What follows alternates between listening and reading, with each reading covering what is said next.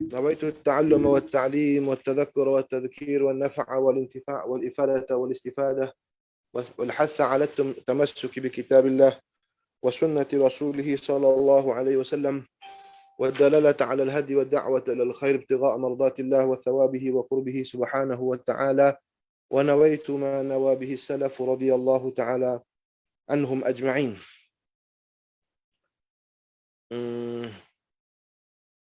Alhamdulillah, kita bersyukur pada Allah Subhanahu Wa Taala kerana kita dapat sambung lagi pembacaan kita, mudzakarah kita di dalam kitab Mukhtasar Ibn Abi Jamrah bagi Al-Imam Al-Bukhari radhiyallahu taala anhu. Mudah-mudahan Allah Subhanahu Wa Taala memberi manfaat dengan apa yang kita baca, apa yang kita dengar, apa yang kita belajar di dunia dan juga di akhirat. Amin ya rabbal alamin. Hadis ke-48 apa dah? Ya Ustaz. Nak baca separuh-separuh ke baca perhabis dulu? Baca tu separuh semua dulu, baru kita baca insya-Allah. Bismillahirrahmanirrahim. Alhamdulillahirabbil alamin wassalatu wassalamu ala sayyidina Maulana Muhammad wa ala alihi wa sahbihi ajma'in. Qira'atan fi kitab Mukhtasar Sahih Al-Bukhari bi sanadikum al-muttasil ila al-Imam Abdullah Abi Muhammad Abdullah ibn Sa'd ibn Abi Jamrah al-Azdi al-Andalusi radhiyallahu ta'ala anhu wa ardah ila an qala an Abi Hurairah radhiyallahu anhu anna an-nasa qalu ya Rasulullah hal nara rabbana yawm al-qiyamati qala hal tumaruna fil qamari laylatal badri laysa dunahu sahabun qalu la ya Rasulullah qala fahal tumaruna fi asy-syamsi laysa dunaha sahabun qalu la قال فإنكم ترونه كذلك يحشر الناس يوم القيامة فيقول من كان يعبد شيئا فليتبعه فمنهم من يتبع الشمس ومنهم من يتبع القمر ومنهم من يتبع الطواغيت وتبقى هذه الأمة فيها منافقوها فيأتيهم الله فيقول أنا ربكم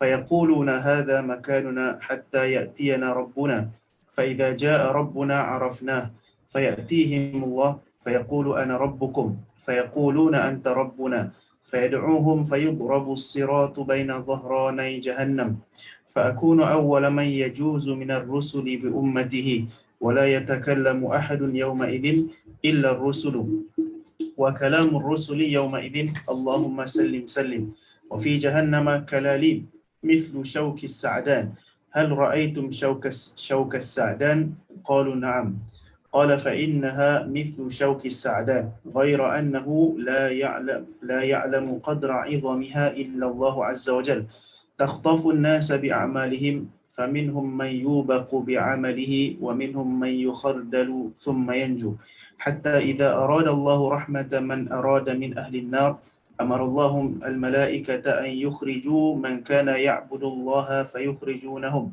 ويعرفونهم بأثار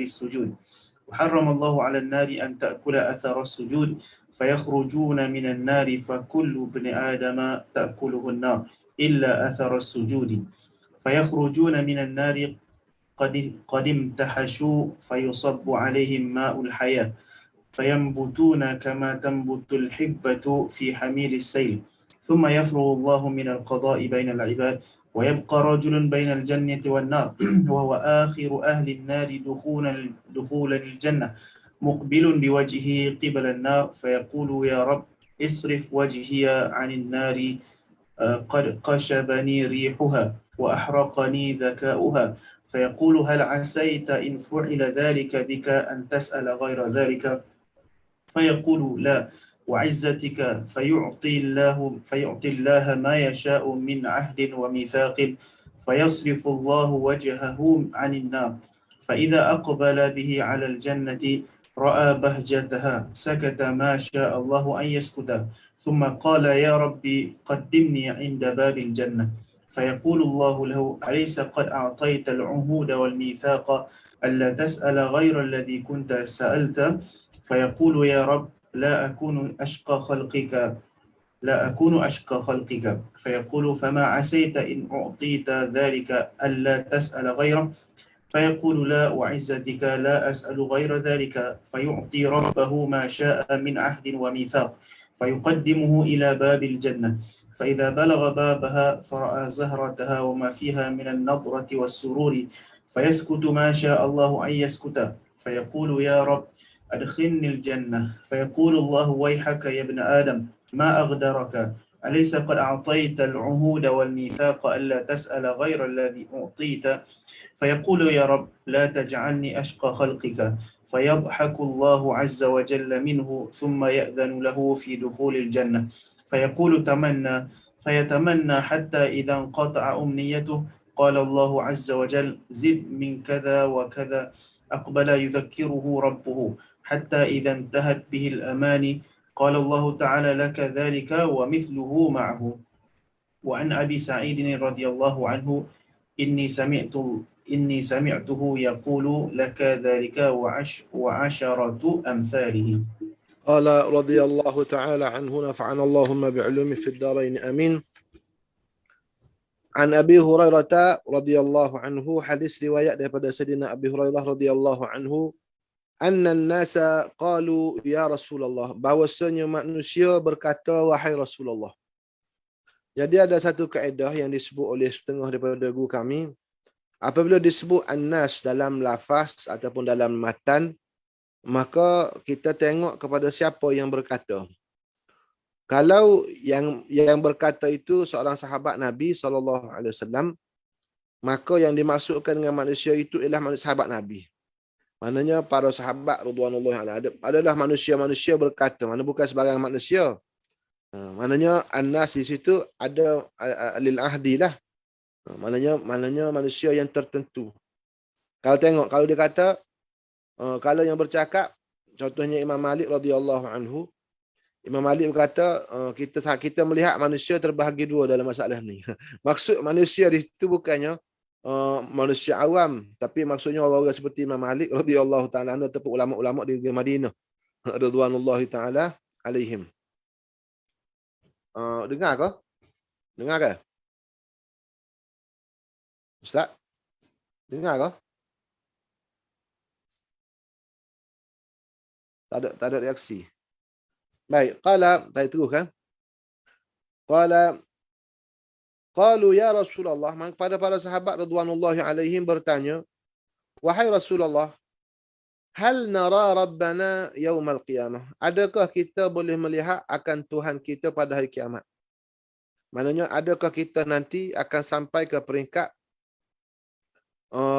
ainul yakin? Mana kita sekarang kenal Allah Subhanahu wa taala di dunia.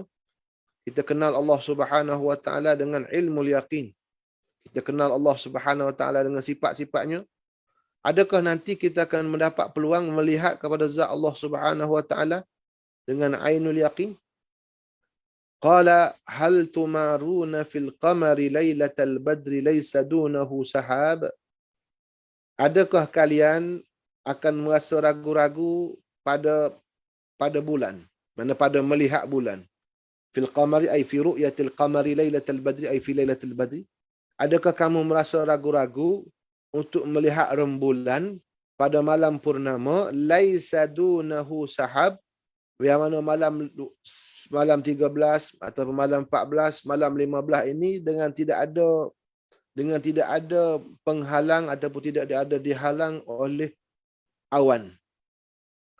Qalu la ya Rasulullah ay la namtari ataupun la numari, kami tidak berasa syok dan kami tidak akan berasa ragu-ragu bahawa kami akan melihat purnama pada malam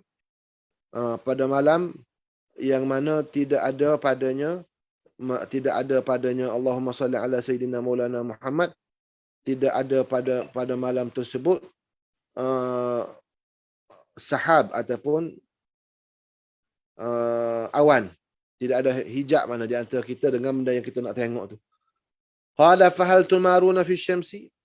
Maka kalau begitu, adakah kamu akan merasa sangsi untuk melihat matahari yang mana ketika mana tidak ada di belakang, tidak ada di menghalangnya oleh awan?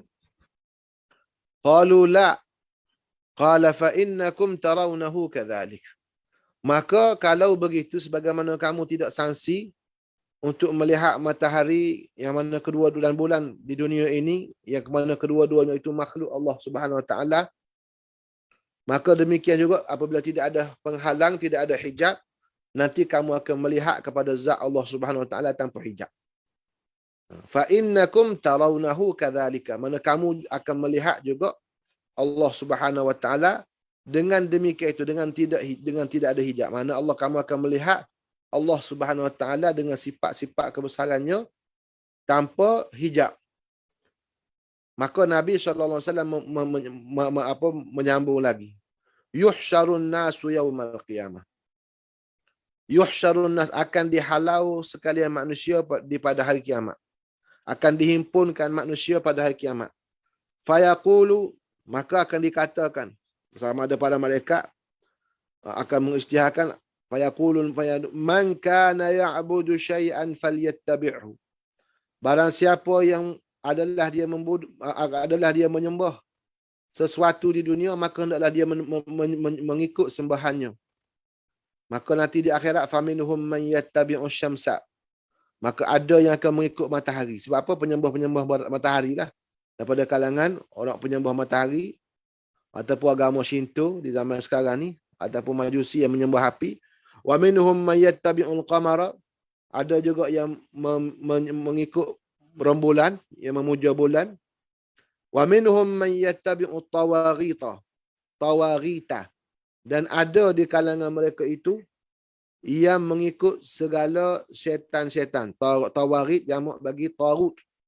Tarut asalnya setiap benda yang melampaui batas. Ditafsirkan dengan syaitan dan ditafsirkan juga dengan iblis dan juga ditafsirkan juga dengan berhala-berhala.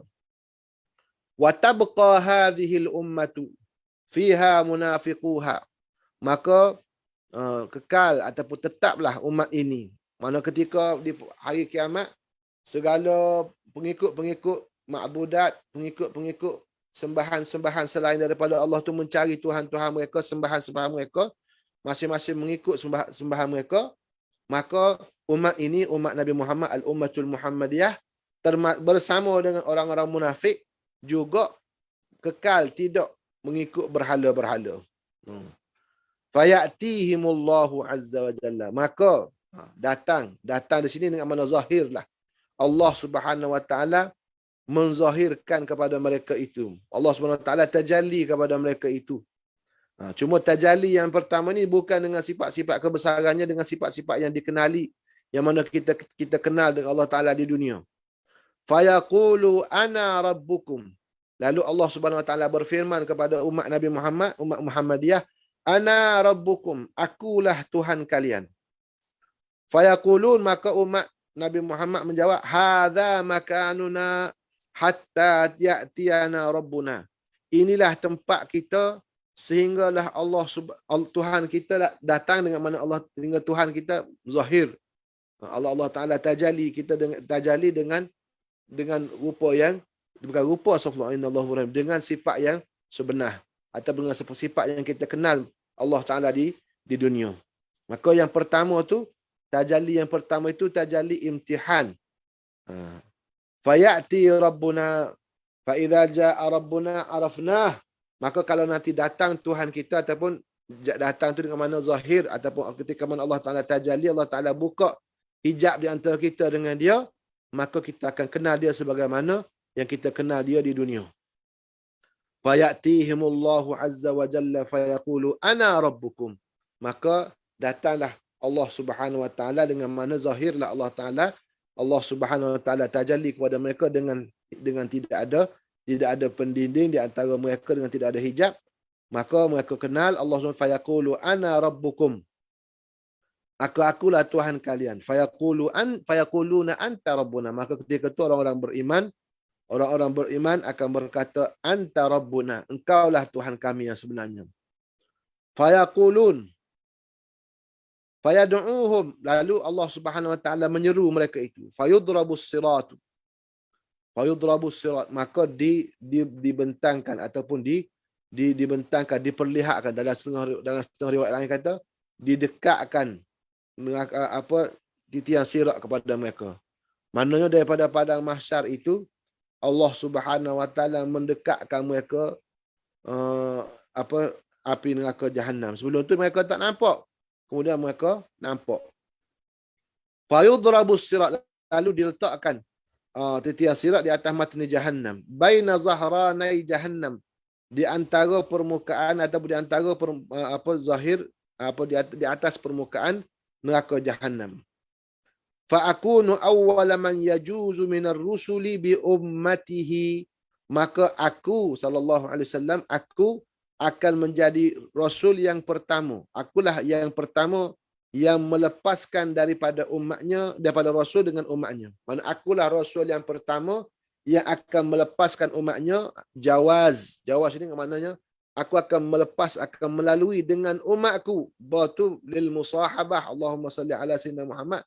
Dengan aku akan membawa umat aku melepasi titian sirat.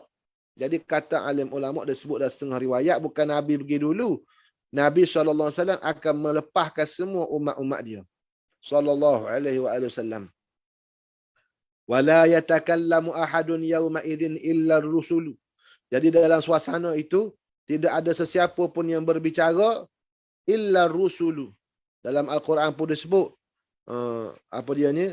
La yamlikuna minhu khitaba. Tidak ada manusia, tidak ada makhluk yang boleh berbicara pada hari akhirat. La yamlikuna minhu khitaba. Maka disebut dalam hadis ini, la yatakallamu ahadun yawma idzin illa ar-rusul. Maknanya ada ayat tu kita kata umum.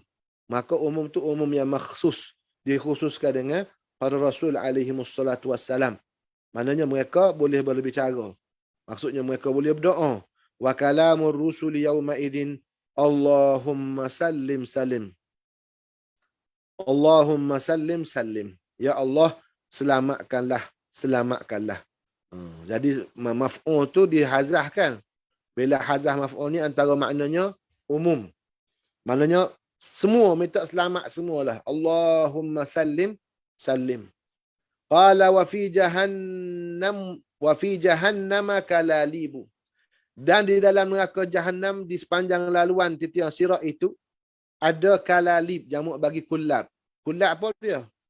Kulab tu ialah pencangkuk-pencangkuk. Kalau guru kita Syekh Abdul Fadil Ustaz Ridauddin bin Mukhtar hafizahullah taala, dia sebut pencangkuk tu seperti pencangkuk daging ataupun pencangkuk air batu tu. Orang cangkuk daging yang sembelih tu ada pengatur daging tu, ataupun seperti mana orang tarik air batu.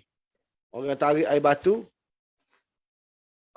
Allahumma salli ala sayyidina Maulana Muhammad wa ala sayyidina Muhammad, dengan orang tarik dengan air batu tu, dengan besi pencangkuk tu. Lagu tu lah besi, seumpama tu lah, bukan lagu tu, mana seumpama itulah yang namanya kalabli. Tapi mithlu syauqis sa'dan, seperti apa dia ni, duri-duri pohon sa'dan.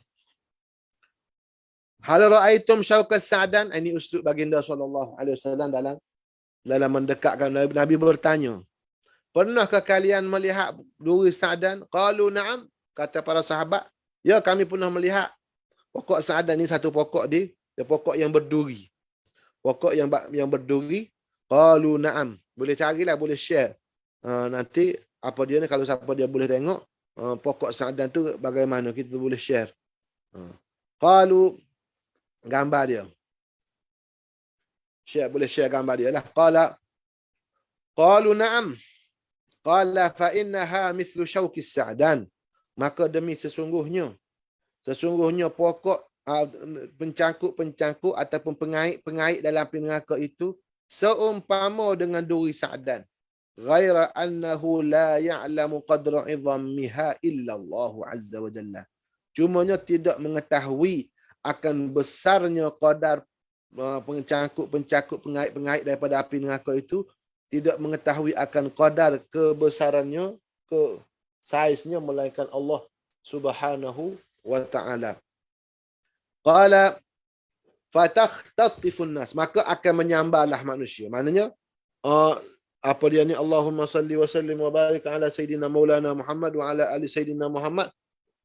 Duri-duri ataupun pencangkuk itu akan menyambar manusia. Qala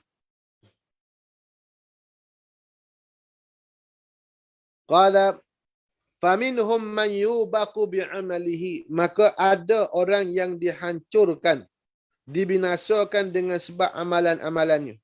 Dengan amalan yang dia kerjakan, hancur dia. Mana dibinasakan dia. Na'udzubillah min zalik. Mana yang binasa dengan amalannya. Qala, mana dengan sebab amalan dia tu dia hancur. Na'udzubillah min zalik. Sebab apa yang menentukan perjalanan kita di atas titian siratul mustaqim itu ialah amalan kita. Yang meletakkan kita di atas titian siratul mustaqim ialah iman kita. Tapi perjalanan kita yang menentukan laju ataupun tidak laju kita di atas titian siratul mustaqim itu ialah kerajinan kita ataupun kesungguhan kita dalam beramal soleh di dunia. Mana kalau orang itu beramal amalan buruk, maka na'udzubillah min zalik yubaqu bi'amalih. Kata Syekh Muhyiddin Ibn Arabi radhiyallahu taala anhu, kalalib itu ialah hawa nafsu kita di dunia. Hawa nafsu kita di dunia itu akan menjadi kalalib dalam api neraka.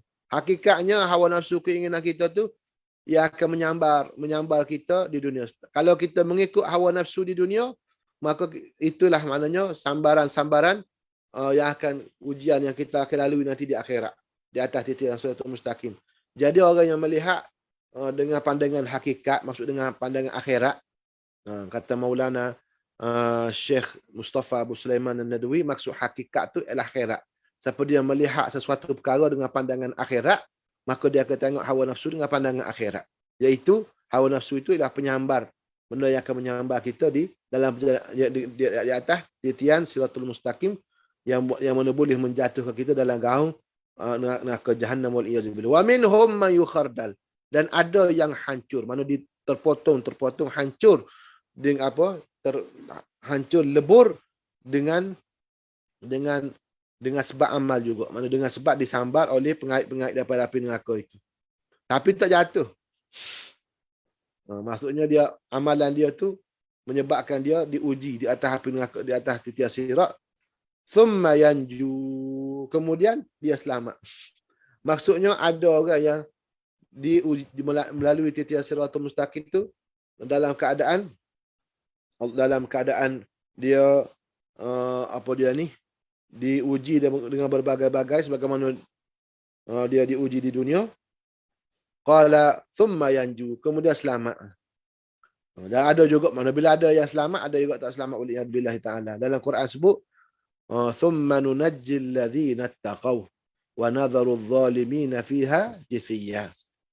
Kemudian kami akan menyelamatkan, kami Allah Subhanahu wa taala akan menyelamatkan orang-orang yang bertakwa, wa nadharu adh-dhalimina fiha jithiya, dan kami akan meninggalkan orang-orang yang zalim, orang-orang musyrikin, orang yang kufur di dalam api neraka jahannam.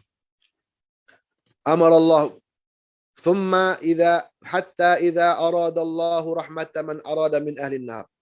Mana ada juga daripada kalangan umat Islam yang jatuh dalam api neraka jahannam. Na'udzubillah min zalik. Ada yang lepas sampai di qantarah. Ada yang lepas sampai di qantarah. Ada lepas sampai di qantarah, mana sampai ke perhentian. Qantarah tu dalam hadis sahih disebut satu je. Cuma ada dari setengah-setengah ulama menyatakan qantarah tu ada 7. Qantarah terakhir, mana 6 perhentian. Dalam hadis-hadis yang sahih disebut satu saja qantarah.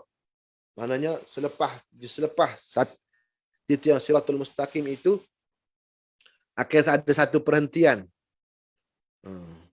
Jadi qantarah yang terakhir itu ialah qantarah kita dengan hamba-hamba Allah, dengan makhluk. Kalau kita tidak lepas di qantarah itu, mana tidak lepas daripada titian siratul mustaqim, lepas titian sirat tapi tak lepas di qantarah, akan na'udzubillah akan kembali semula ke neraka jahannam. Wal iyad billah. Ada setengah ulama mengatakan ada lagi 6 qantarah sebelum daripada itu. Ada 6 perhentian di tengah-tengah neraka jahannam. Ini disebut, saya tak beranilah nak sebut tak adakah benda ni boleh jadikan akidah, cuma ada disebut dalam kitab-kitab. Di mana setiap qantarah tu akan ditanya, ada qantarah solat, ada qantarah zakat, ada qantarah ibadat-ibadat yang akan ditanya. Maka tidak boleh bergerak seorang itu dalam perjalanannya menuju melintasi siratul mustaqim Melainkan apabila selesai dia menjawab di setiap qantarah tadi. Tapi kalau kita tengok dalam hadis sahih, qantarah tu selepas daripada turun daripada siratul mustaqim. Baik. Jadi itu sebab tu dah disebut dalam bahasa-bahasa ulama, fulanun qad jawazal qantarah. Fulanun qad jawazal qantarah. Dia tu sudah sampai, maknanya sudah wasala ila barril aman. Dalam bahasa ulama-ulama hadis, dia kata rijalul Bukhari, katanya ulama-ulama hadis, rijalul Bukhari wa Muslim qad jawazul qantarah. Mana perawi-perawi yang sudah yang disebutkan oleh Imam Bukhari dan Muslim itu mana telah sejahtera mereka daripada pertikaian. Maknanya mana dengan arti kata mereka itu sudah sampai ke pantai di sebelah sana, mana sudah melepasi samudra gelora yang berada di tengah jalan ni, mereka telah sampai ke baril aman di sebelah sana. Diibaratkan seperti orang yang lalu titian sirat dan sampai ke sebelah sana. Mana orang telah selamat dah. Mana orang soleh. Jadi cumanya kata ulama-ulama ahli jarh wa ta'dil ni, kita sebut benda yang lain. Kadang-kadang orang salah faham bila kita mempertikaikan seseorang itu, seorang perawi ataupun seseorang ahli ilmu tu, bukanlah kita mempertikaikan keilmuannya ataupun mempertikaikan amal ibadatnya, mempertikaikan hubungan dia dengan Allah Subhanahu Wa Taala, ibadat dia dengan Allah Taala, ta'abbud dia kepada Allah, tapi kita mempertikaikan riwayat dia, kita mempertikaikan ketelitian dia dalam ilmu. Sebab tu kata seorang ulama hadis ni ialah manusia yang berada di tepi neraka Jahannam. Dua golongan daripada manusia yang berada di tepi neraka Jahannam. Kenapa? Sebab mereka berbicara tentang ulama. Pemerintah dan juga ulama, maksudnya ulama hadis. Sebab ulama hadis dia meneliti tentang perawi. Dia akan kata dia ni tidak teliti. Dia ni riwayat dia bercanggah dengan orang lain. Jadi orang-orang yang diteliti ataupun yang dipertikaikan oleh ulama hadis tu biasanya orang-orang soleh, orang-orang baik-baik, orang-orang yang mana qad jawazul qantarah. Maknanya mereka telah selepas dah. Kalau kita kira hattu rihalahum fil jannah. Mana kenaikan mereka sudah sampai ke syurga. Amalan mereka tu sudah melayakkan mereka tu masuk syurga. Tapi mereka dipertikaikan dari segi ilmu. Ini disebut juga oleh para alim ulama. Baik, qala hatta yanjua hatta idza aradallahu rahmatan man arada min ahli an-nar. Sehinggalah apabila Allah Subhanahu wa taala telah mengkehendaki rahmatnya kepada orang yang dia kehendaki rahmatnya daripada penghuni neraka, mana daripada kalangan orang Islam akan mendapat rahmat, wa kana bil mu'minina rahima. Mana tajalli nama rahim pada Allah Taala pada hari kiamat tu hanya kepada orang beriman. Amarallahu al-malaikata an yukhriju man kana ya'budullah. Maka Allah Subhanahu wa taala akan memerintahkan para malaikat untuk mengeluarkan orang yang adalah mereka itu menyembah Allah Taala. Manusia-manusia yang kenal Allah Subhanahu wa taala akan dikeluarkan daripada api neraka. Kata Imam Tahawi rahimahullahu taala, kerana Allah Taala tidak akan menyamakan. Kenapa kita kena wajib beriman bahawasanya orang-orang ahli maksiat daripada kalangan ahli iman, orang-orang beriman yang berbuat maksiat tidak akan kekal dalam api neraka. Mesti kita iktikadkan begitu. Kata ulama, kerana Allah Ta'ala tidak akan menyamakan ahlu ma'rifatihi wa mahabbati dengan ahli kufranihi. Allah Ta'ala tidak akan menyamakan di antara orang-orang yang kenal Allah Ta'ala dengan orang yang tak kenal Allah Ta'ala. Maksud orang kenal Allah Ta'ala dengan makrifah dan juga dengan ibadah. Barang siapa yang menyembah Allah Subhanahu Wa Taala fayukhrijunahu, maka para malaikat akan mengeluarkan penghuni-penghuni neraka daripada kalangan orang beriman. Maka mereka tu akan wa ya'rifunahum bi athari sujud. Malaikat akan mengenali mereka itu dengan bekas-bekas sujud. Wa harramallahu 'alan nari an ta'kula athara sujud. Maka Allah Subhanahu Wa Taala mengharamkan ke atas api neraka bahawa api neraka itu memakan bekas-bekas sujud. Mana anggota 7 itu akan bercahaya juga dalam api neraka. Dalam api neraka. Nar api neraka tidak akan mampu untuk memakan nurnya anggota sujud. Mana mulianya sujud, mulianya ibadah kepada Allah Subhanahu Wa Taala, sehingga orang pernah sujud di dunia akan dimuliakan juga di dalam api neraka yang mana tempat azab Allah Subhanahu wa taala. Supaya kita di dunia ni kita melihat kepada ahli maksiat daripada kalangan orang Islam ni dengan pandangan jangan kita tolak terus. Jangan kita tolak. Sebab tu kita kena melihat sesuatu ni dengan pandangan akhirat.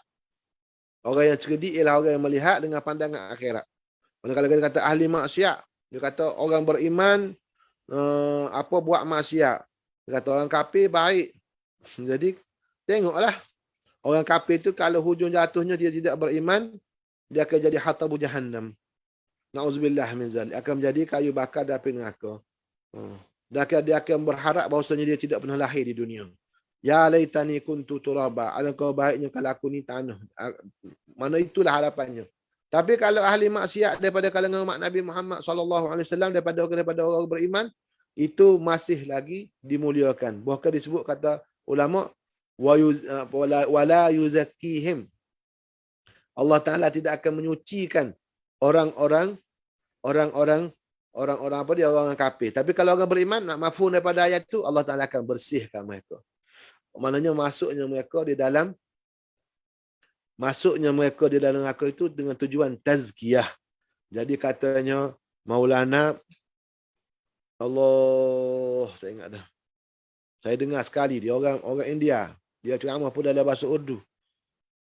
Allah, dia datang ceramah di kampus sini. Maulana, dia kata oleh kerana penting sangat tazkiyah ni perlu berterusan sampai ke dalam neraka. Untuk mengelakkan itu kita kena tazkiyah di dunia. Kita kena bersihkan hati kita ni semua sekali, bersihkan anggota kita, bersihkan amalan kita, bersihkan akidah kita di dunia lagi supaya jangan sampai kita dibersihkan di akhirat. Mana tazkiyah ni perkara yang penting, bahkan wazifah daripada wazifah para nabi. Syekh Tariqah Naqsabandi. Wa harramallahu 'alan nari an ta'kula atharus sujud. Fayukhrajuna minan nar. Maka mereka itu dikeluarkan daripada api neraka. Fa kullu ibni adam ta'kuluhun nar illa atharus sujud. Maka setiap anak Adam, setiap bahagian daripada anak Adam yang masuk neraka itu ta'kuluhun nar, akan dimakan oleh api. Illa atharus sujud, melainkan kesan bekas daripada pak sujud. Mana 7 anggota lah. Fayukhrajuna minan nari qadim tahashu. Maka dikeluarkan mereka itu daripada api neraka. Qadim tahashu, maka dalam keadaan telah rentung mereka, telah hangit mereka itu. Rentung. Fayusabbu alaihim ma'ul hayah. Lalu dicurahkan ataupun dilimpahkan ke atas mereka itu, dicurahkan ke atas mereka itu daripada air kehidupan. Ma'ul hayah. Jadi apakah air kehidupan ni? Ni ulama bersalahan juga apa maksud air kehidupan. Ma'ul hayah, the fountain of life. Ma'ul hayah, katanya Maulana Syekh Masyayikhna Syekh Abdullah Surajuddin Al-Halabi, ialah air makhluk Allah Ta'ala yang pertama dijadikan. Mana Allah Ta'ala menciptakan air, daripada air itulah Allah Ta'ala menciptakan makhluk. Wa kana arsyuhu 'alal ma'. Maknanya arasy Allah Ta'ala juga diciptakan daripada air. Ya. Maka air yang pertama dijadikan tu, itu dipanggil ma'ul hayah, katanya Maulana Syekh Abdullah. Allah Ta'ala menciptakan kulla syai'in min ma'. Allah Ta'ala menjadikan segala makhluk itu daripada air. Daripada air itu adanya segala makhluk. Baik. Ma'i kulli syai'in hayyun. Allah Ta'ala menjadikan daripada air itu segala benda yang hidup. Jadi katanya beliau Syekh Almarhum Syekh Abdullah Surajuddin dalam kitab dia Hadiyul Quran fi tadabburil aqwan, dia kata antara tertib manusia, benda yang diciptakan Allah Ta'ala tu ialah pertama sekali ialah air. Ma'ul hayah. Itulah yang pertama. Ini katanya beliau antara makhluk-makhluk ataupun ajsam yang pertama yang dijadikan. Ajsam yang pertama dijadikan ialah air. Adapun benda yang makhluk yang tidak ajsam, benda-benda yang lataif ataupun arwah, itu sebelum daripada air. Sebelum arwah tu dijadikan sebelum badai. Tapi kalau jisim, benda-benda yang berjisim, itu yang pertamanya ialah air. Kemudian Allah Ta'ala kembalikan jisim mereka itu. Allah Ta'ala curahkan kata mereka itu ma'ul hayah. Fayambutuna kama tambutul hibbatu fi hamilis sayli. Maka tumbuhlah mereka itu, tumbuh kembali yang rentung tadi, tumbuh kembali anak-anak Adam yang telah keluar daripada api neraka akan tumbuh balik jasad mereka itu sebagaimana tumbuhnya biji benih yang dibawa oleh himpunan air banjir. Mana air banjir ataupun air yang membawa biji benih ni memendakkan mereka di tepi sungai. Orang ahli geografi kata tanah aluvium. Tanah aluvium tu itu akan menumbuhkan biji-biji benih akan tumbuh subur. Thumma yafrughullahu subhanahu wa ta'ala minal qada'i bainal ibad. Kemudian Allah Subhanahu wa ta'ala menyelesaikan keputusannya di antara hamba-hambanya. Mana tidak ada lagi orang beriman yang berada di dalam neraka jahanam. Itu mana selesai di situ, mana tidak ada lagi orang beriman yang ada di dalam neraka jahanam. Apabila telah keluar semua orang berada dalam neraka jahanam, maka Allah Subhanahu wa taala akan tutup pintu neraka. Innaha alaihim mu'sadah fi amadin mumaddadah. Sesungguhnya apa neraka jahanam itu akan ditutup, akan diselak ke atas mereka itu. Mana tidak akan dibuka lah. Fi amadin mumaddadah, untuk masa yang berpanjang, mana selama-lamanya. Wal iyadu billahi ta'ala. Jadi antara itulah penting sangat kerja Nabi-Nabi ni dan kerja orang menyambut dakwah Nabi adalah dakwah pada Allah, mengajak manusia beriman. Mengajak manusia beriman tu adalah perkara yang paling besar. Faman ahsanu qawlan mimman da'a ila Allah wa amila salihan wa qala innani minal muslimin.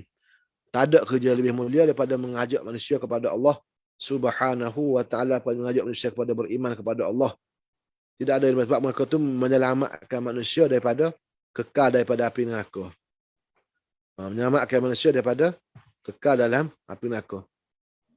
Wa yabqa rajulun bainal jannati wan nar. Maka akan tinggal seorang laki-laki di antara syurga dan juga neraka. Maknanya jadi katanya laki tu wa huwa Juhainah, dalam syarah kata. Ada kata min Juhainah, daripada kabilah Juhainah, ada kata namanya Juhainah. Muqbilan wa huwa akhiru ahli an-nari dukhulanil jannata. Jadi dia itulah orang yang terakhir, ahli neraka yang terakhir yang masuk ke dalam syurga. Dia orang beriman yang terakhir yang akan masuk ke dalam syurga. Dia tu masuk neraka, rombongan dia panggil akhir, rombongan jahannamiyin. Mana qala muqbilan biwajhihi qiblan nar. Maknanya dihadapkan mukanya ke arah api neraka. Mana dia sudah dikeluarkan, tapi Allah Subhanahu wa taala menghadapkan dia wajahnya ke arah neraka. Fayaqulu ya rabbi isrif wajhi 'anil nar. Maka ia berkata, berminta kepada Tuhan, wahai Tuhanku, isrif wajhi 'anil nar. Palingkanlah wajahku, mana diriku, zatku daripada api neraka. Aku tak tahan dah nak tengok neraka ni. Keluar dah daripada neraka tapi kena mengadap neraka juga. Qadim tahasu. Seolah-olah keluar dah daripada penjara tapi perah lagi. Dalam parah lagi. Masih lagi ada. Qad qashabani rihuha. Sudah mencekik akan laku, atau telah meracuni akan daku oleh baunya. Bau neraka tu pun tak boleh tahan dah. Mana tak nampak pun, kalau tak nampak ni bau neraka pun tak nak, dah sudah mencekik. Wa ahraqani zakaha, dan telah membakar aku, menghanguskan aku, merentungkan aku akan wapnya ataupun kepanasannya. Duduk jauh ni pun terasa panas ni. Bau pun nampak, panas pun terasa. Duduk luar neraka dah. Fayaqulu, ya kita kena ingat dah, mudah ya. Saya minggu lalu Saya baca kitab Jawi. Ada satu riwayat daripada Ibn Abbas, satu gelang ataupun satu halaqah daripada halaqah neraka Jahannam itu, kalau jatuh ke dunia ini akan terbakar seluruh dunia. Satu halaqah, satu lingkaran. Baik, kalau kita nak faham ni, akhirat tu bagaimana dengan qadar pengetahuan kita di dunia, kita bayangkanlah benda yang paling besar. Letupan yang paling besar di dunia ni. Maka saya tak ada benda letupan yang paling besar di dunia ni mengatasi letupan nuklear.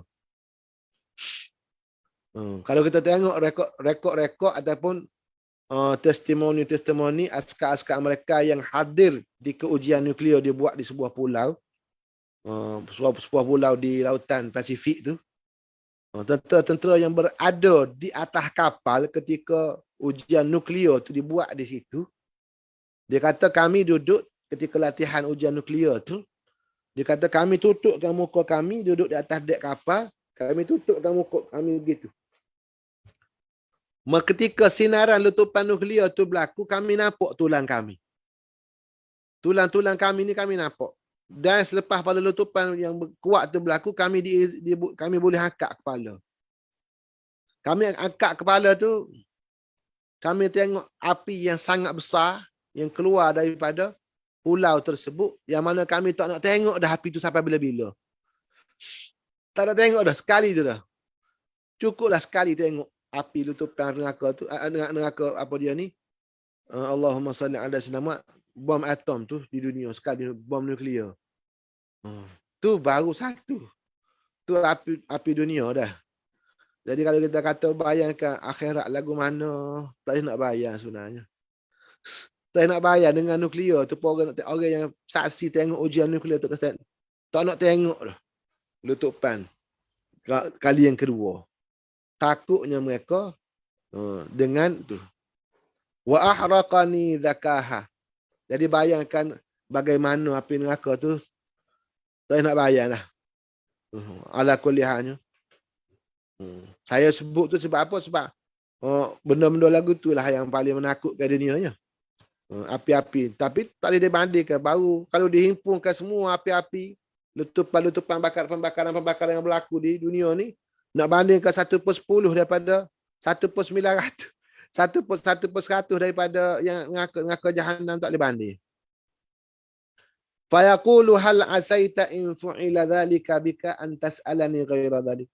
Maka ya Allah, kalaulah boleh, jauhkan aku, palingkan saja. Tak berubah tempat tak apa. Palingkan saja, saya tak perlu mengadap. Asal kami tidak perlu melihat kepada neraka. Maknanya begitu jugalah kita ni. Tak nak tengok pun kalau boleh maksiat di dunia. Jangan mau pun, jangan masuk dalam fikiran kita maksiat. Antas alani ghaira dzalik. Adakah kamu akan minta selain daripada itu? Kalau kamu diberikan permintaan kamu berpaling daripada arah neraka ni, adakah kamu akan minta selain daripada ni? Fa yaqulu la wa izzatika. Tidak, demi kebesaranmu ya Allah. Mana kami, demi sesungguhnya aku tak akan minta selain ini. Ini pun sudah cukup dah bagi aku.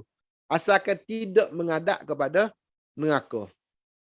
Fayu'tillahu azza wa jalla. Fayu'tillaha azza wa jalla ma sya'a min ahdin wa mithaqin. Maka dia pun memberi kepada Allah Ta'ala. Dia segala apa yang dia kehendaki daripada perjanjian dan juga ikatan. Ikatan janji. Segala aku janji. Demi Allah, saya tak akan minta dah selain daripada ni, ya Allah. Demi Allah, saya tak akan minta dah selain daripada ni, ya Allah. Minta asalkan tukar, palingkan wajah saya. Jangan mengadap neraka saja. Fayasrifullahu azza wa jalla wajahu anin nar. Maka Allah subhanahu wa ta'ala memalingkan dia wajahnya daripada api neraka. Fa idza uqbila bihi 'alal jannati ra'a bahjataha. Maka apabila dipalingkan dia, dihadapkan kepada syurga, maka dia telah melihat dah keindahan syurga. Mana beribu-ribu tahun perjalanan tu sudah berbau syurga. Sudah bau syurga tu sudah keciuman. Orang macam Macam kita ni tak bau, tapi orang-orang soleh daripada seperti Sayyidina Anas ibn Nadar di perang Uhud tu, di perang Uhud tu mereka sudah mencium bau syurga. Duduk di medan Uhud tu sudah mereka kata syurga itu di belakang, baunya sudah dekat di belakang bukit Uhud. Masya-Allah. Sudah tercium bau harum syurga ketika mereka berperang. Di perang Uhud tu mereka kata kami sudah tercium bau syurga di belakang bukit Uhud. Tu seorang yang kata. Mana mereka ni orang-orang soleh ni boleh cium bau syurga di dunia. Allah, Allah, Allah. Fara'a bahjataha, maka dia pun melihatlah keindahan syurga. Sudah bukan saja tercium, mereka sudah nampak keindahan syurga, keceriaan dalam syurga. Sakata, jawab bagi idza uqbila. Maka terdiamlah dia. Masya Allahu an yaskuta, selama mana yang dikehendaki Allah Taala diam, dia diam. Tengok keindahan syurga dia. Thumma qala ya Rabbi qaddimni inda babil jannah. Ya Allah, wahai Tuhanku, kedepankan aku di sisi dekat dengan pintu syurga. Tak boleh masuk syurga duduk kamu ke pintu, tak apa dah. Depankan sikit ya Allah. Kalau boleh dia tengok dekat sikit macam mana ya Allah. Fayaqulu azza wa jalla alaysa qad a'taita al-uhuda. Tidakkah kamu sudah memberikan perjanjian-perjanjian, kamu tak akan minta wal mawathiq dan juga segala ikatan-ikatan janji. Allah tas'ala ghairal ladzi kunta sa'alta, bahwasanya kamu tidak akan meminta selain daripada apa yang kamu telah minta. Maka disebut dalam satu riwayat, ma aghdaraka ya ibn Adam. Alangkah pengkhianat kamu wahai anak Adam. Fayaqulu ya Rabbi la akunu ashqa khalqika. Wahai Tuhanku, janganlah aku ni menjadi hamba-Mu yang paling celaka, yang paling sengsara ya Allah. Maknanya dia rasa diri dia lah paling celaka, padahal ada lagi orang yang tak boleh yang kekal pada api neraka, tapi dia berasa bila dia tengok keindahan syurga, dia rasa celaka sangatlah kalau tak boleh masuk syurga ni. Nauzubillah min zalik. Fayaqulu fama asaita utita dalika alla tas'ala ghairahu. Maka apakah kiranya barangkali engkau sekiranya kamu diberikan permintaan kamu boleh ke depan, kamu boleh duduk di depan pintu syurga, alla tas'ala ghairahu. Barangkali bagaimana agaknya kalau kamu tidak mahu meminta selain daripada ni. Agak-agaknya kalau diberinya, adakah kamu akan minta yang lain? Fayaqulu ya Rabbi la wa izzatika. Oh, kalau dapat ni ya Allah, kami tak akan minta dah selain daripada ni. Boleh duduk depan syurga itu pun sudah syukur sangat-sangat dah. Qala la wa izzatika la as'alu ghaira dhalik. Aku tidak akan meminta selain daripada demikian itu ya Allah. Fa yu'ti rabbahu ma syaa min ahdin wa mithaq. Maka orang lelaki tersebut akan memberikan dengan akan Tuhannya apa yang dia kehendaki daripada perjanjian dan juga ikatan janji. Oh ya Allah, demi Allah, saya janji lebih hebat daripada janji-janji pilihan raya lah tentunya. Qala fayati wa mithaq fayuqaddimuhu ila babil jannah. Maka Allah Subhanahu wa taala memperkenankan permintaannya, Allah taala kedepankan dia ke depan pintu syurga. Fa idza balagha babaha ra'a zahrataha wa ma fiha minan nadati was-sururi fasakata masya Allahu an yaskuta. Maka bila dia sampai ke depan pintu syurga, Allah, maka dia lihat segala keindahan syurga, dengan kegemilangan syurga, dengan keceriaan syurga, dan apa yang ada dalam syurga minan nadrati, daripada berseri-seri, benda-benda yang menggembirakan, wasururi, dan kegembiraan. Dia duduk di muka pintu syurga. Kalau bukan pintu syurga tu jangan fikir macam kalau bahasa guru kami Syekh Nuruddin, di hadapan pintu gerbang syurga. Pintu gerbang syurga tu tentulah lebih hebat daripada pintu-pintu gerbang tempat-tempat taman-taman tema dan juga tempat-tempat hiburan di dunia ni. Maka bila dia berada di pintu syurga, dalam satu riwayat pintu gerbang syurga itu seluas, akan penuh dengan umat Nabi Muhammad nanti pada ketika mana masuk pintu syurga tu akan penuh nanti pada rombongan yang pertama. Jadi almarhum Orang tua saya almarhum abah saya ni, dia kata nak masuk syurga pun nak masuk ramai-ramai, tak nak masuk seorang-seorang. Nak masuk syurga, nak masuk ramai-ramai, tak nak masuk seorang-seorang. Tu kata almarhum abah saya lah. Dia kata, sebab tu kata alasan dia lah, dia kata sebab tu nak buka puasa pun nak ramai-ramai, tak macam buka puasa seorang-seorang kata. Sebab kita nak masuk syurga ramai-ramai. Jadi saya pun fikir, mari mana ni buah dia ni nak masuk syurga ramai-ramai ni. Yalah, dia bukanlah belajar kitab, belajar apa, setahu sayanya wallahu alam. Tapi dia kata nak masuk syurga ramai-ramai. Jadi rupa-rupanya memang orang masuk syurga ni, orang yang masuk dengan kemuliaan tu, wasiqal ladina taqaw rabbahum ilal jannati zumara. Orang yang bertakwa akan masuk syurga ramai-ramai. Yang masuk seorang-seorang ni, terakhir ni Juhainah. Juhainah ni yang terakhir.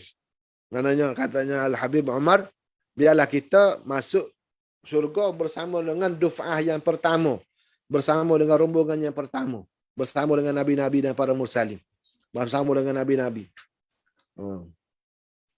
Fiha, mudah-mudahan Allah Ta'ala tunaikanlah hakikat apa dia, doa-doa orang tua kita. Amin ya rabbal alamin. Fasakata masya Allahu an yaskuta. Maka diamlah Juhainah tadi, si Juhainah tu terdiamlah dia. Nampak dah ni, duduk di pintu gerbang syurga, nampak dah segala keindahan syurga. Fayaqulu ya Rabbi adkhilnil jannah. Wahai Tuhanku, masukkanlah aku dalam syurga. Fayaqullahu azza wa jalla. Maka Allah Subhanahu wa taala berfirman, "Waihaka ya bna Adam ma aghdarak." Celaka kamu. Celaka kamu bahasa kalau kita kata bahasa doa al-wail wa thubur, tapi bukan hakikat ni. Ini maksudnya tarahum daripada Allah Subhanahu wa taala. Kesian kamu. Kalau kita terjemah, kesian kamu, aduhai kamu, wahai. Kalau kita terjemah celaka tu maknanya bahaya sangat. Maksudnya aduhai kamu, kesian kamu wahai anak Adam. Ma aghdaraka. Alangkah ni sebenarnya sebab apa? Sebab Allah Taala berbicara dengan dia ni dengan bicara rahmat dah ni. Sebab keluarnya dia daripada syurga itu daripada tanda rahmat tajalli Bismillahirrahim. Wa kana bil mu'minina rahima.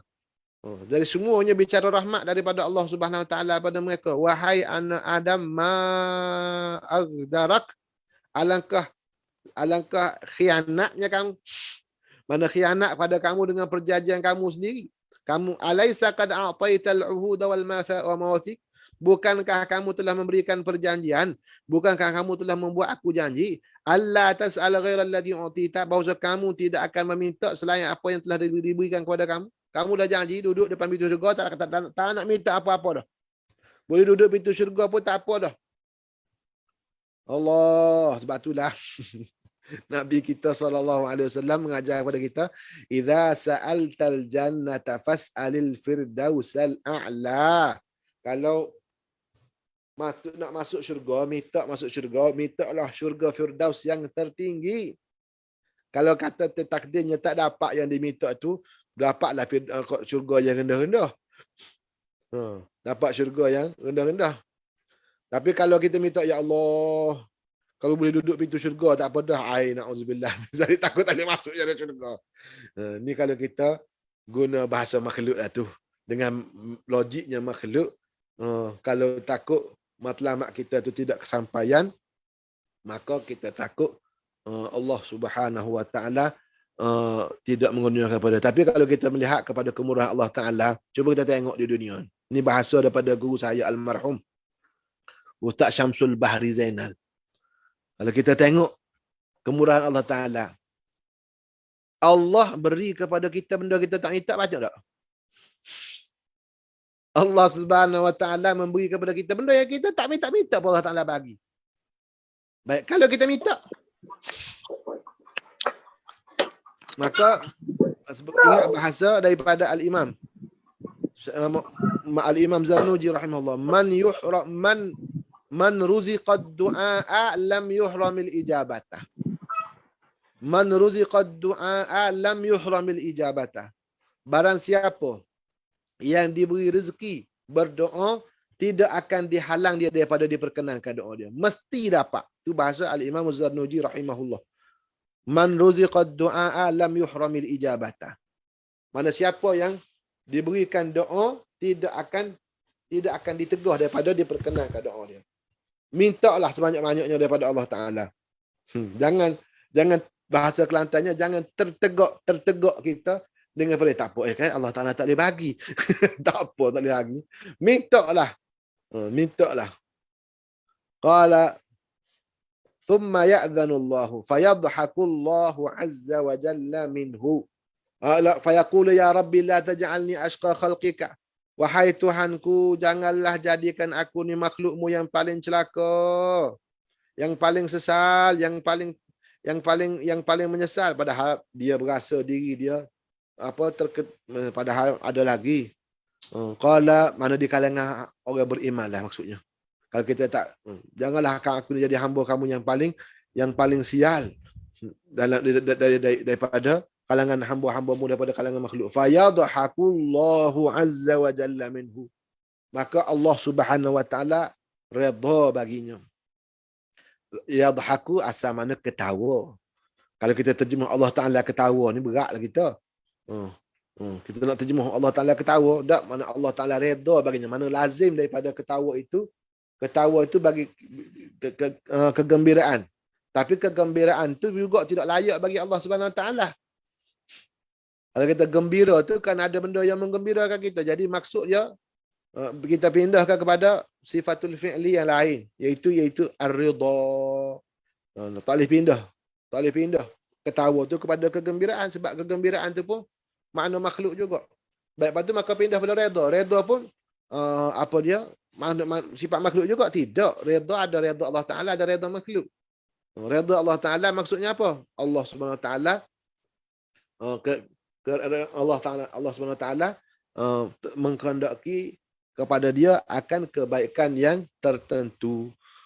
Mana Allah Taala redha baginya.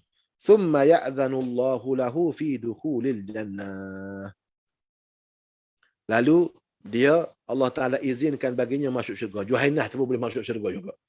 Si Juhainah tu pun boleh masuk syurga juga. Dalam satu riwayat yang dhaif, yang kita dibaca ni riwayat yang sahih. Dalam riwayat yang dhaif, yang musalsal, hadis ni hadis musalsal, al-musalsalu bitabassum.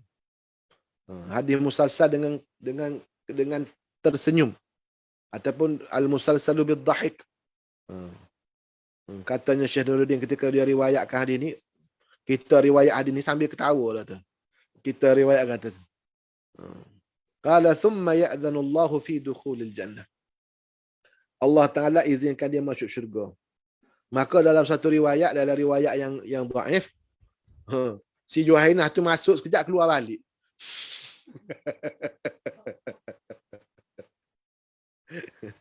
Masuk keluar balik. Dia kata apa? Kenapa ya Rab? Dia kata tak ada ruang dah ya Allah. Tak ada tempat dalam syurga. Semua orang dah dapat bahagian mereka syurga. Tak ada peluang dah saya nak masuk syurga ya Allah. Tak ada ruangan dah bagi saya dalam syurga. Semua orang dah dapat. Dia yukhayyalu ilaih. Tak ada tempat dah bagi saya dalam syurga ni. Fayaqulu tamanni. Dia kata, lalu Allah Subhanahu Wa Taala berfirman kepada dia, berangan-anganlah kamu. Kamu nak apa? Cuba kamu berangankan. Fayatamanna hatta idzan qata'a umniyatu. Maka beranganlah, kamu angankan. Maka Allah Subhanahu Wa Taala peringatkan dalam riwayat lain disebut, Allah Taala peringatkan dia, kamu berangan lagi.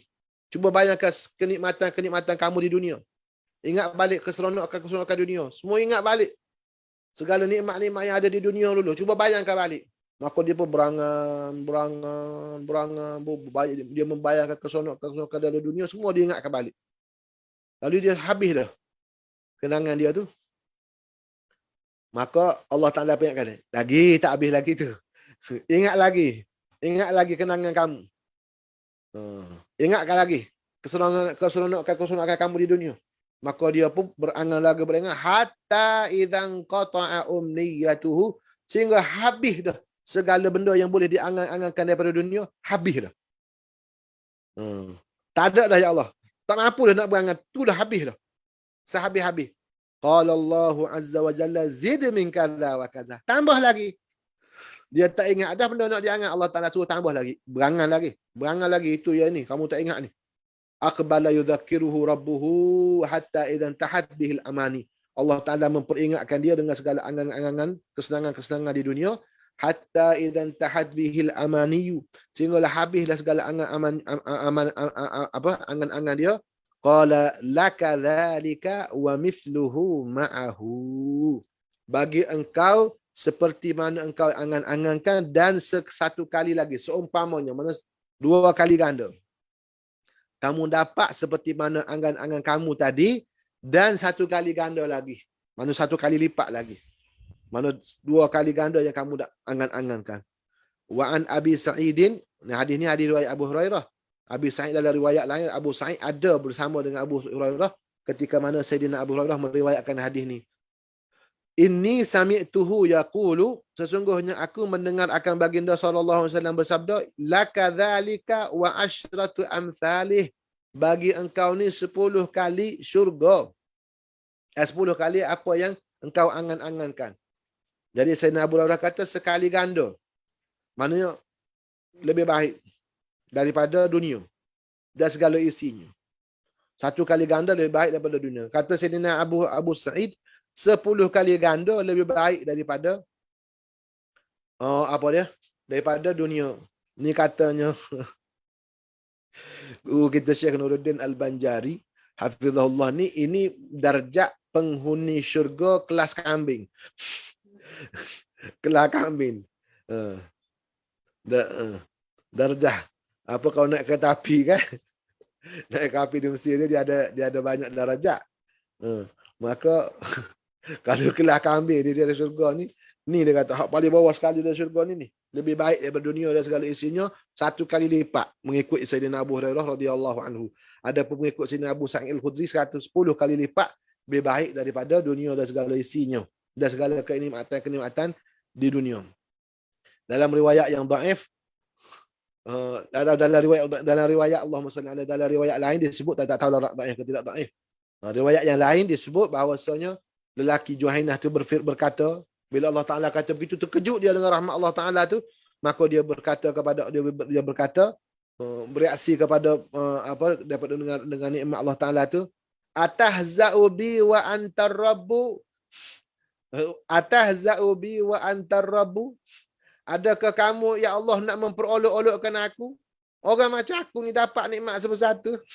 Atahza'u bi, mentang-mentanglah kamu ni Tuhan, kamu nak memperolok-olokkan aku.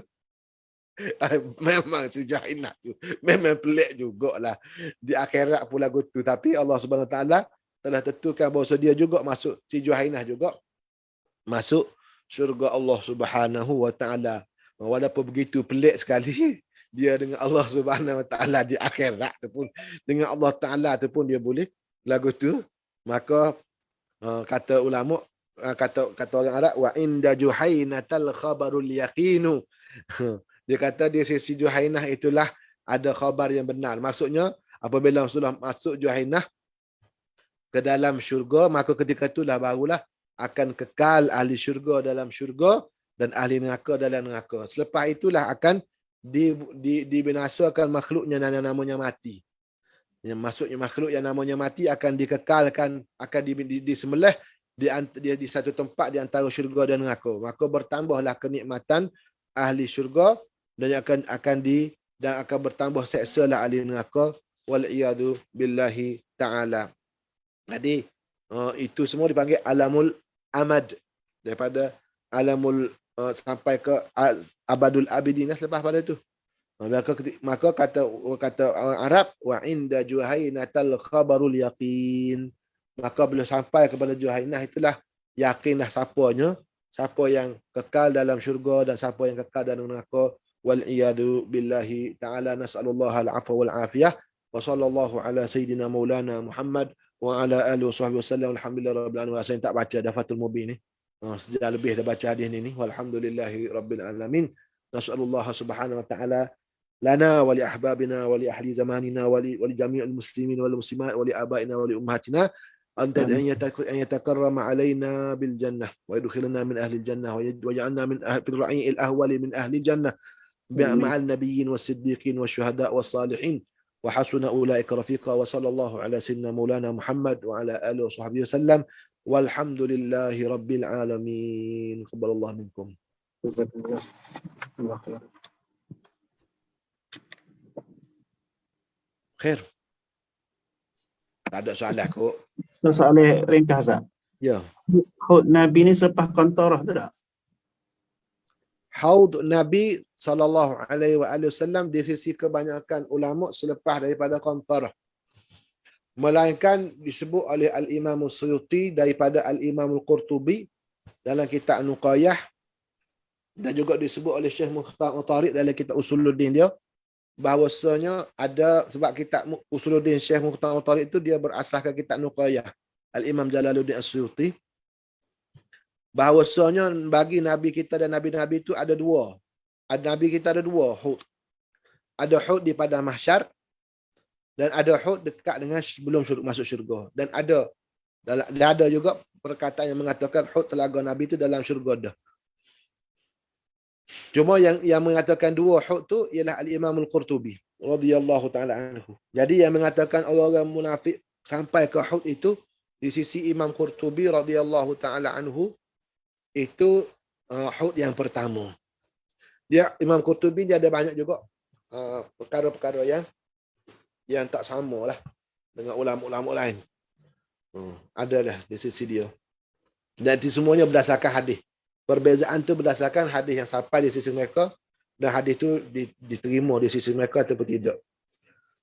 Jadi ada jugalah perbezaan. Boleh tengok dalam kitab An-Nuqayah karangan Al-Imam Jalaluddin As-Suyuti.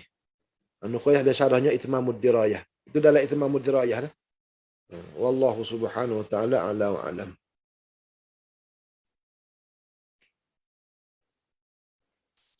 Bismillah. Assalamualaikum. Assalamualaikum warahmatullahi. Ada dua soalan sebenarnya. Satunya ada setengah orang itu bila dia ada satu syair yang biasa kita dengar, ilahi lastu lil firdaus. Ilahi lastu lil firdaus. Itu wala aqwa ala nari jahimi tak.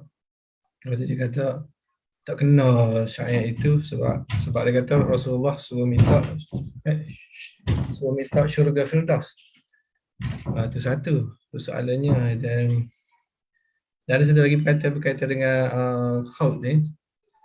Ada satu riwayat yang kata bahawa ada orang yang sampai ke telaga Khaut ni, telaga Nabi ni, demo ni bila Rasulullah hajat suruh minum air telaga tu dan dihalang oleh malaikat. Sebenarnya ada riwayat mana tak ingat. Lepas tu ada orang berdalil dengan hadis tu, dia kata ini menunjukkan bahawa Rasulullah tak tahu apa yang berlaku kepada umat dia. Jadi itu dua soalan. Wallahu a'lam. Sallallahu ala sayyidina Muhammad. Bismillahirrahmanirrahim.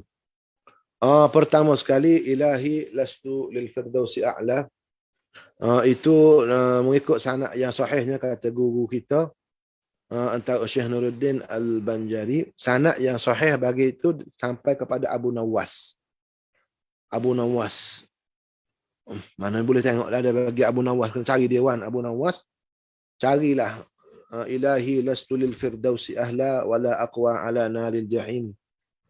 Cumanya di sisi kebanyakan ulama-ulama mereka memandang bahawasanya itu satu munajat yang baik dan mereka mentartibkan bacaannya selepas daripada hari Jumaat. Ilahi lastu lil firdausi ahla wala aqwa ala naril jahimi fahab li taubatan waghfir dhunubi fa innaka ghafirudz dzambil azim. Kalau kita baca dengan bahasa penyair, penyairnya yang nak meluahkan betapa dia tidak layak untuk masuk syurga Allah Subhanahu wa taala. Kalau kita tengok dalam konteks penyair saja, kalau kita tengok benda tu dengan bentuk syair, maka dia nak meluahkan bahawasanya aku tak layak. Maknanya betul kau tak layak. Memang tak ada siapa pun boleh masuk syurga dengan amalan dia. Mana muafakat walaupun Abu Nawas yang menyusun syair ini, Tapi kita tidak skeptik, tidak pesimis, tidak menolak syair itu ataupun perkataan dia dengan sebab dia Abu Nawas. Walaupun Sayyidina Imam Syafi'i kata Abu Nawas laula mujunuhu la rawaitu anhu. Abu Nawas tu kalau tidak kerana nakalnya dia yang melampau, aku akan ambil riwayat hadis dia, aku akan riwayat daripada dia. Tapi kalau dia tu melampau sangat nakalnya, maka aku tak akan riwayat daripada dia. Sama ada tak riwayat hadis ataupun tak riwayat syair daripada dia. Laula mujunuhu. Baik, kerana nakalnya si Abu Nawas. Tapi walaupun begitu, kalau kita tengok, ada juga ulama-ulama tafsir meriwayatkan perkataan Abu Nawas dalam kitab tafsir. Kata Abu Nawas dalam kitab tafsir. Walhasil, tengok perkataan dia. Lastu lil firdausi ahla. Aku tidak layak masuk syurga. Memang tak ada seorang pun. Dalam hadis Nabi pun sebut, tak ada seorang pun boleh masuk syurga dengan amalan dia. Lepas tu, dengan rahmat daripada Allah. Wa adkhilnal jannata. Tapi masa begitu, fahabli taubatan wa ghfir dhunubi. Maka berilah kurniakanlah pada aku taubat dan ampunkanlah dosa. Kata Al-Imam Sayyidi Abul Fadli Abdullah ibn Muhammad ibn Siddiq Al-Ghumari Al-Hasani dalam kitab Tamamul Minnah fil khisalil mujibati lil jannah. Kata Sidi Abul Fadl, apabila disebutkan ampun dosa, bila mana Allah Ta'ala ampunkan dosa, maksudnya Allah Ta'ala nak masuk ke syurga. Kalau kita faham bahasa doa tu, kita tak akan, ya Allah ampunlah dosa aku. Mana aku nak masuk syurga? Sebab tak akan boleh masuk syurga orang dengan orang berdosa. Orang berdosa tak akan boleh masuk syurga. Kalau kita masuk minta, ya Allah ampunkanlah dosa aku, maksudnya bersihkan aku daripada dosa. Mana untuk layakkan aku masuk syurga. Jadi perkataan tu tak ada masalah langsung di sisi orang yang mempunyai kepahaman. Ilahi lastu lil firdausi ahla wala aqwa ala naril jahim. Tapi aku tidak mampu masuk aku. Fahabli taubatan waghfir dhunubi wa innaka ghafirudz dzambil azim. Jadi bukan soal al-qail, tapi al-qaul. Tengok kepada apa yang dia kata. Jangan tengok kepada siapa yang berkata. Itu satu hal. Kemudian para alim ulama, orang sufi mentartibkan amalannya supaya dibaca lepas sembahyang sebab melihat kepada kerendahan hatinya. Kita baca dalam kitab azkar, dalam perbahasan boleh ke tak berdoa dengan sajak ataupun dengan syair. Ulama kata makruh sebenarnya kita berdoa dengan syair dan sajak tu. Tapi kalau ketika hadir hati, kata Al-Imam Nawawi, bila hadir kita hati dengan sesuatu doa, maka itulah yang paling afdal. Doa itulah paling afdal. Paling afdal pada ketika itu sebab kita hadir hati bersama dengan doa tersebut. Bahkan ada setengah daripada ulama ni bukan disepakati, saya sebut ni bukan disepakati.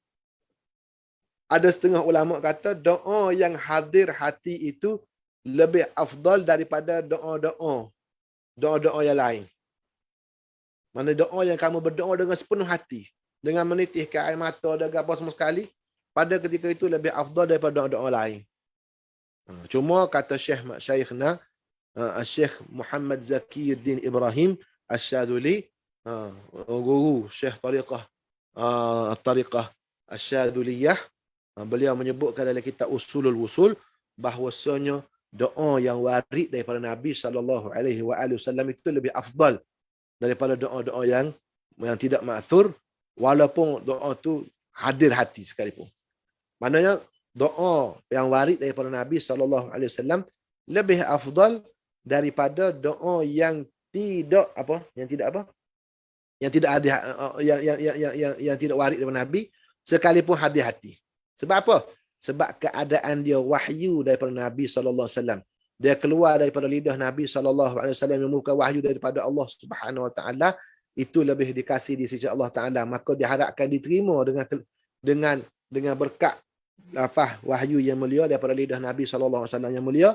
Maka kita sebut doa daripada orang yang dicintai oleh Allah Subhanahu Wa Taala, maka juga doa kita itu akan dicintai oleh Allah Taala, akan diterima di sisi Allah Subhanahu Wa Taala. Maka dia secara mutlak hadir hati, tidak hadir hati, doa yang ma'thur daripada Nabi SAW itu lebih utama. Boleh tengok perbahasan ni dalam kitab Al-Adhkar dalam yang guru kita Al-Fadhil Ustaz Ridauddin tu sudah sedang mengajar sekarang. Boleh tengok belakang-belakang dah. Dalam belakang-belakang tu. Itu soalan yang pertama. Tentang Nabi kita SAW tidak mengetahui amalan manusia, ya ini memang boleh katakan nuktah sepakat di antara kita dengan semua orang. Nabi kita tidak tahu secara terperinci. Secara terperinci. Dan bahasa hadis menunjukkan apabila tu'radu alayya a'malukum tu kata ulama dibentang kepada Nabi secara umum. Saja amalan Nabi SAW. Ada yang dibentangkan secara terperinci. Ada yang dibentangkan secara terperinci, ada yang dibentangkan secara umum. Secara umumnya amalan umat itu dibentangkan secara umum. Maka Nabi kata SAW, kalau aku lihat kebaikan, aku akan memuji Allah Ta'ala. Dan kalau aku lihat sebaiknya, aku akan istighfar kepada umat aku. Ini secara umum, ijma'. Adapun secara terperinci, ada disebut amalan-amalan yang dibentangkan secara terperinci, itu amalan selawat pada Nabi SAW. Barang siapa yang nak jadi seorang yang berbakti kepada ibu bapanya, maka hendaklah dia berselawat pada Nabi SAW, sebab malaikat akan menyampaikan selawat pada Nabi SAW dengan nama orang yang berselawat dan juga nama ayah dia. Ayah dia juga akan disebut nama di hadapan Nabi SAW. Bahkan disebut oleh setengah, kalau kita sampaikan salam, contohnya kita kata sampaikan, kita pergi ziarah ni, kita agak siapa-siapa yang pergi ke Mekah menyampaikan salam kepada Nabi SAW. Dia kata, ya Rasulullah, ada kawan-kawan di Bunuk Payung tu ke salam. Tak mampu nak sebut belakang ni, sebut nama depan saja. Sebut nama Ustaz Fauzan ke salam, Ustaz Muhammad Azhar ke salam, apa dia ni. Sebut belakang orang nama Bunuk Payung ke salam kepada kita. Kita ni tak boleh duduk lama. Duduk lama depan tempat ziarah. Allahumma salli wa sallim ala sayyidina Maulana Muhammad wa ala sayyidina Muhammad. Maka kata ulama, malaikat yang duduk di kat kubur makam Nabi tu akan sebut, ya Rasulullah, ada orang ke salam. Muhammad Fauzan, Muhammad Azam bin Ghazali. Malaikat akan sebut. Malaikat akan sebut kepada Nabi SAW. Jadi ada amalan yang dibentangkan secara Nabi secara terperinci. Untuk amalan khawah tu selawat kepada Nabi SAW. Dan ada yang amalan yang bekas secara umum. Jadi apabila Nabi SAW tidak mengetahui, itu maksudnya Nabi tidak mengetahui secara terperinci. Ataupun kata setengah ulama, mereka tu dalam setengah kata Sayyidi Abdullah Ahmad ibn Siddiq Al-Ghumari, dalam setengah kalangan beliau, maksud dia orang-orang yang Nabi SAW sebut ya ummati itu, mereka itu orang-orang munafik. Mereka itu orang-orang munafik. Yang mana mereka nak minum Nabi SAW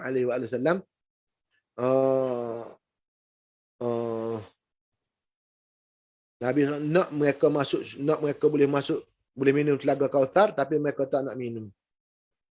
Cuma Sidi Abdullah bin Siddiq Umar itu dia ta'yin maksud munafik situ orang yang tidak suka kepada ahli keluarga Nabi SAW.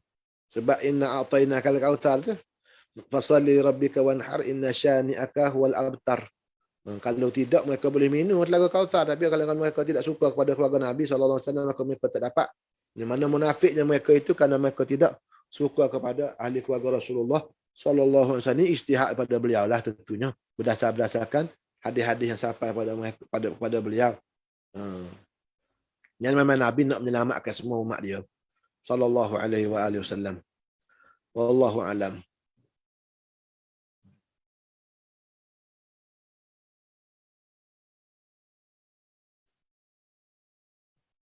Tak apa dah tu, banyak tu. Cuma yang kena faham, ada saya terbaca satu perkataan yang bagus juga. Nabi kita SAW wa 'allamaka ma lam takun ta'lam wa kana fadlullahi 'alaika 'azima. Nabi kita SAW tidak wafat melainkan Allah Subhanahu Wa Taala telah memberi tahu kepada Nabi semua ilmu yang mana Nabi sebelumnya Nabi tak tahu. Wa 'allamaka ma lam takun ta'lam wa kana fadlullahi 'alaika. Mudah saya nak faham ni. Sebab kita tengok ramai juga orang yang teragak-agak bila nak sebut perkataan ni.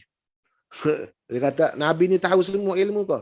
Maksudnya Nabi tahu semua ilmu yang boleh diketahui oleh makhluk. Nabi tahu semua ilmu yang jenis boleh diketahui oleh makhluk. Dan barang siapa yang menyamakan ilmu Nabi dengan ilmu Allah Ta'ala, maka kafir dia. Mana pengetahuan Nabi SAW itu setakat apa yang diketahui oleh makhluk.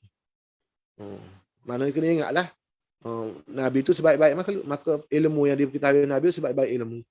Wallahu subhanahu wa ta'ala, sebaik-baik ilmu makhluk. Wallahu subhanahu wa ta'ala ala wa alam wa sallallahu ala sayyidina maulana Muhammad wa ala alihi wa sahbihi wasallam walhamdulillahi rabbil alamin.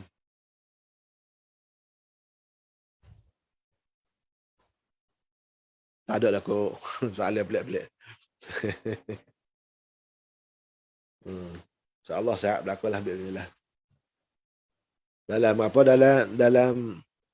kitab Risalah Qusyariyah disebut Allah Subhanahu wa taala menolak bala daripada umat Muhammad sallallahu alaihi wasallam dengan perjalanan penutup ilmu hadis. Dengan perjalanan kita ni tak boleh nak latah negeri, tak nak berjalan jauh. Masih terkekang dengan sedikit sebanyaklah. Mudah-mudahan kita ada juga bahagian inilah dengan majlis ilmu kita ni, Allah Taala tolak bala daripada umat Nabi sallallahu alaihi wasallam. Insya-Allah bismillah taala. Wallahu subhanahu wa ta'ala a'la wa a'lam. Minta izin dah. Bismillahirrahmanirrahim. Alhamdulillah rabbil alamin wassalatu wassalamu ala asyrafil anbiya'i wal mursalin wa ala alihi washabbihi rabbana atina fid dunya hasanah wa fil akhirati hasanah wa qina adzabannar. Sallallahu ala sayyidina maulana Muhammad wa ala alihi washabbihi wasallam. Alhamdulillah. Qabbalallahu minkum wa minkum.